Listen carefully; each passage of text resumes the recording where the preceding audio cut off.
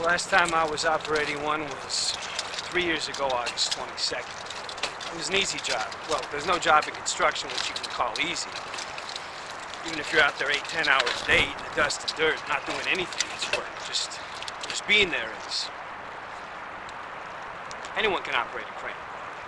It's getting to do exactly what you want it to do. That's the big thing. That comes with experience. A lot of these cranes, though, they're getting bigger and bigger, and they're getting more and more dangerous if you don't respect them. See, inside your cab, it gives you a capacity of what you can lift or what degree your boom is, but some of these foremen, they're out there trying to make a name for themselves. They say things like, oh, we're only going to pick up this much weight, we're only going to add this, so why do we need to put this down? Sometimes they're asking you to carry things like 3-4 ton. On level ground, that can be done, but if you're going down a slope, you're asking for trouble. A lot of times out there, you got to take another man's word for something, and that can be dangerous. I got hurt because I took another man's word. This foreman told me as I was loading this crane up onto a lowboy that's a tractor that pulls it, he said, why don't you swing this stub section to the front of the crane to the back? And I said, it can't be done. And he said, it's been done 100 times. And so I did it, and they had actually some extra weight on the back of the crane, which is a very unsafe practice. And I flipped over backwards, it threw me out.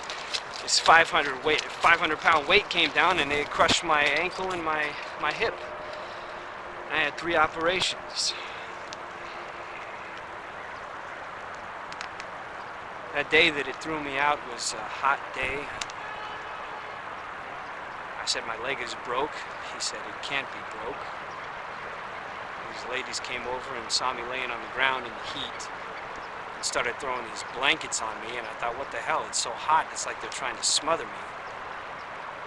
And then finally the ambulance came and took the shoe off. Actually, they cut it off, and that's when the bone came out. At the hospital, the doctor told me he'd done all he could do. He showed me the x-rays and said maybe I should just go home. Out front, I started screaming. They took me back in, and I had one more operation. There was this little 4-inch bone that wouldn't heal. So now I have trouble going up and down stairs. We've got this boat. It's a real nice boat. I have trouble getting in and out of that. I used to do a lot of hunting, but I don't hunt anymore. That was 3 years ago, August 22nd.